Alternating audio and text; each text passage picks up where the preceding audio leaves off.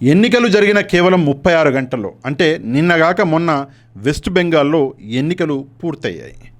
ఎన్నికలు జరిగిన 36 గంటల్లో మన నరేంద్ర మోదీ గారు గ్యాస్ సిలిండర్ల ధర అనేది పెంచేశారు. కమర్షియల్ గ్యాస్ సిలిండర్ ఏదైతే 19 కేజీలు వస్తారో దేన్నైతే రెస్టారెంట్లు హోటళ్ళలో వాడతారో ఆ గ్యాస్ సిలిండర్ మీద 993 రూపాయలు రేటు అన్నది పెంచేశారు. పూర్వం ఈ గ్యాస్ సిలిండర్ వచ్చేసి 2078 రూపాయలకి దొరికేది. ఇప్పుడు అదే గ్యాస్ సిలిండర్ వచ్చేసి 3071 రూపాయలకి దొరుకుతున్నది.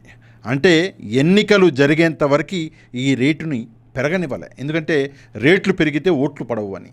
ఎన్నికలు జరగంగానే రేట్లు పెంచేశారు. కమర్షియల్ గ్యాస్ సిలిండర్ ధర పెరిగింది కదా, డొమెస్టిక్ గ్యాస్ సిలిండర్ ధర పెరగలేదు కదా, మన ఇంటికి వచ్చేది డొమెస్టిక్ గ్యాస్ సిలిండర్ కదా, మనకు వచ్చిన కష్టం ఏంటి అని చెప్పేసి మీలో కొంతమంది ప్రశ్నించవచ్చు. కాకపోతే విషయం ఏంటి అంటే ఈరోజు హోటళ్ళు, రెస్టారెంట్లు, బేకరీలు, క్యాంటీన్లలో వాడేది ఈ కమర్షియల్ గ్యాస్ సిలిండర్.